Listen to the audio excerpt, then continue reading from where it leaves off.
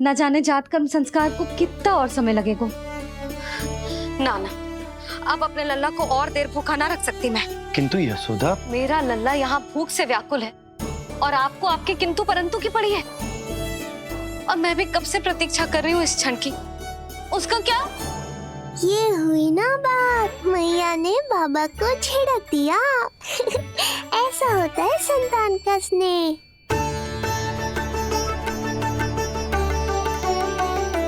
यशोदा को समझाना पहले ही कठिन था, अब मैया बनने के बाद तो संतान के हित के अतिरिक्त और कछु इसके समझ में ना आएगा। किससे सहायता लूं?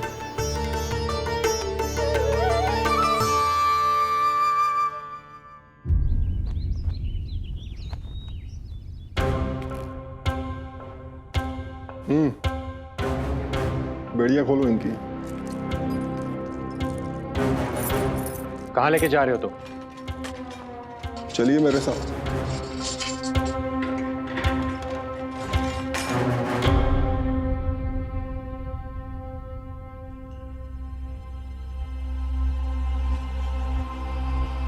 हमें यहाँ क्यों लाए? क्या और क्यों का उत्तर देने की आवश्यकता नहीं है मुझे राजन। महाराज कंस ही मेरे दाता हैं और उन्हीं के आदेशों का पालन करता हूं मैं। रुको यशोदा, ये क्या कर रही हो तुम? अपने भूखे लल्ला को दूध पिला रही हो जिज्जी। कोई पाप थोड़ी ना कर रही हूँ।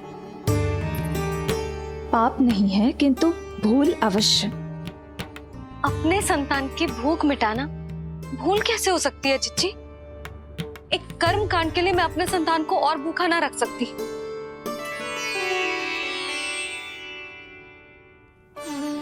आपको तो पता है मैंने इस क्षण के लिए कितनी प्रतीक्षा की है, कितना तरसी हूं मैं।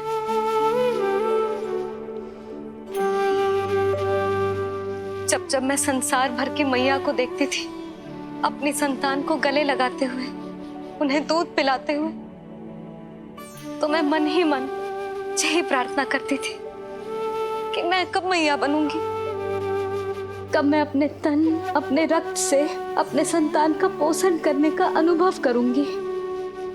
और आज जब ये अनुभव करने का अवसर आयो है, मेरा लल्ला सामने है, भूखो है, तो तुम मुझे रोक रही हो जिज्जी? यशोदा, प्रतीक्षा के वो दिन बीत गए। अब तुम मैया हो और ये मैया अपने संतान का हित चाहती है ना? बहन, शास्त्रों के अनुसार किसी भी व्यक्ति के जीवन काल में 16 संस्कारों का विधान होता है, जिन्हें पहले ही पूर्ण किया जा चुका है जब तुम्हारा लल्ला तुम्हारे गर्भ में था। अब जात कर्म संस्कार करना है। तुम्हारे लल्ला और हमारे प्रिय नीलमणि के लिए अत्यधिक लाभदायक है ये। किसी भी कार्य को करना अवश्य होता है, किंतु उसे सही ढंग से करना उससे भी अधिक महत्वपूर्ण। तुमने इतने वर्षों तक प्रतीक्षा की है, अब क्या अपने लल्ला के भविष्य के लिए कुछ देर और प्रतीक्षा नहीं कर सकती?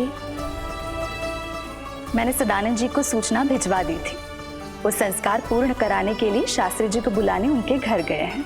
शीघ्र ही आ जाएंगे ना वो? बस आते ही होंगे। मैया, मैं भूखा तो हूँ, पर प्रतीक्षा कर सकता हूँ। अब और प्रतीक्षा नहीं करनी पड़ेगी। बाहर उपनंद जी ने भी तो सारी तैयारियां करवा दी है। गोकुलवासी भी तो हमारे लल्ला के दर्शन के लिए उमड़ पड़े हैं। मैं बाहर जाकर सबसे मिलता हूँ। मैं भी मेरे पुत्र को देख कर आती हूँ।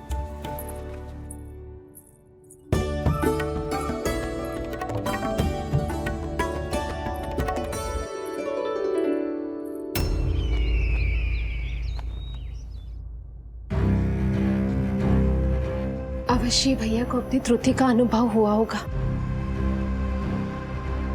तभी तो उन्होंने। नहीं देवकी, ये भूल सुधारने का प्रयत्न नहीं है, ये तो श्री योग माया की चेतावनी का परिणाम है।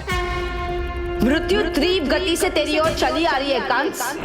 यदि इसे तनिक भी टालना चाहता है तो अपने दुष्कर्मों की क्षमा मांग। अपने पापों का प्रायश्चित कर और निर्दोष देवकी और वसुदेव को इसी क्षण मुक्त कर, वरना अपने भाग्य का उत्तरदायी तू स्वयं होगा। हमारा अष्टम पुत्र उसे मिलता तो कंस उसे भी क्रूर मृत्यु दे देता। उसे नहीं मिला, इसीलिए उसने हमारे चरण पकड़ लिए। बदलना उसका स्वभाव नहीं है देवकी। उसे आकाश पाताल एक क्यों ना करना पड़े, वो हमारे अष्टम पुत्र को ढूंढने का प्रयत्न अवश्य करेगा। मेरा छोटा सा नीलमणि, भूख बहुत अधिक कष्ट तो न दे रही? नहीं मैया, मैं और प्रतीक्षा कर सकता हूँ। अब लग रहा है ये बढ़िया। अरे सुनो, गेंदा कम पड़ जाए तो वहां से ले आना दौड़ के, ठीक है? अरे मैया तनिक जोरों से हाथ चलाओ, शाम को उत्सव है। जानकी, कस्तूरी, तनिक शीघ्र हाथ चलाओ। यदि गोकुलवासी लल्ला के दर्शन करके चले गए तो तुम दोनों को ही इन्हें घर घर वितरण करने जाना पड़ेगा। गोकुल के प्रत्येक प्राणी का मुंह मीठो होना चाहिए, चाहे वो पशु पक्षी क्यों ना। जी भैया।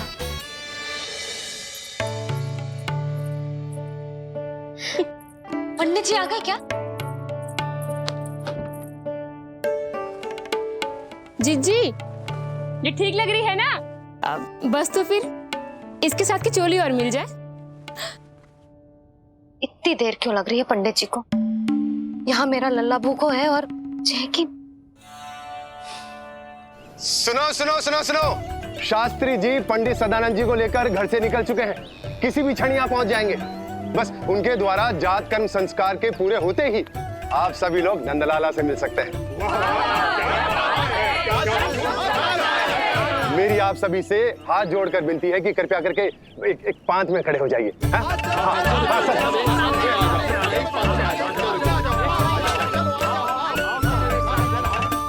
पंडित जी ना हुए महाराज हो गए, पता ना कब पहुंचेंगे और कितनी देर भूखा रहेगा मेरा लल्ला।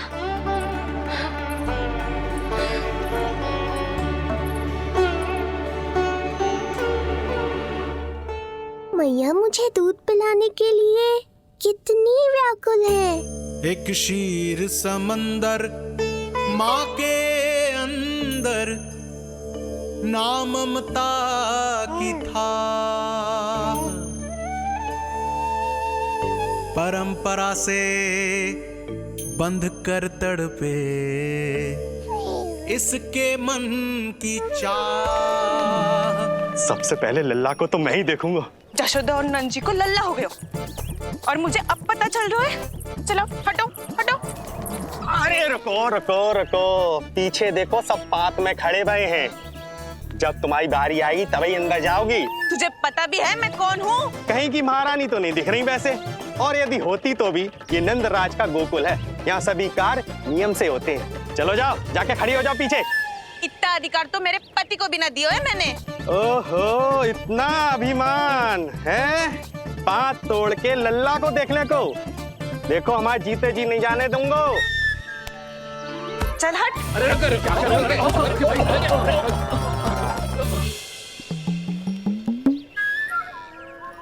क्यों रे, इतने प्यारे लड्डू बने हैं, जशोदा जी को लल्ला हुआ है और तू मुझे बताने भी नहीं आई? अरे ढोल बज गया, पूरे गोकुल में घोषणा हो गई चाची, तुमको फिर भी पता नहीं चला? नहीं तो उल्टा मुझसे प्रश्न कर रही है। शुभ समाचार बताने तुझे घर आना चाहिए कि ना? चाची, अरे चाची, चाची।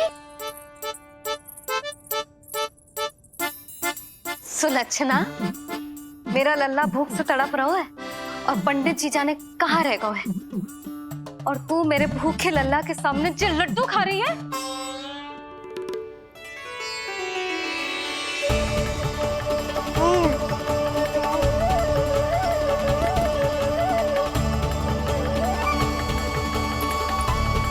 कितना प्यारा है ये, छोटा सा भोला भाला। शीघ्र ही आपका ये विचार बदल जाएगा। अब मैं जो आ गया हूँ आपको परेशान करने। देखा जशोदा जी, देखा आपका लल्ला कितना प्रसन्न है मुझे देख के। अच्छा, यशोदा, सदानंद जी शास्त्री जी को लेकर पधार गए। हे नारायण, आपका बहुत बहुत धन्यवाद। पंडित जी, शास्त्री जी, ये है हमारा लल्ला। अद्भुत, अभूतपूर्व। ऐसा तेजस्वी बालक मैंने आज तक ना देखो। इसका जात कर्म करवाना मेरे लिए सौभाग्य का विषय है। शास्त्री जी, अब प्रारंभ करते हैं। मेरा लल्ला बहुत समय से भूखो है। नंदराज, अब आप स्थान ग्रहण कीजिए।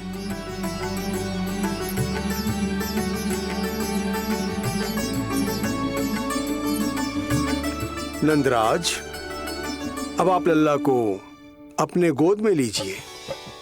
पंच दोष से मुक्ति हो, मिले सुख समृद्धि अपार। जन्म के बाद जो पिता करे, जात कर्म संस्कार।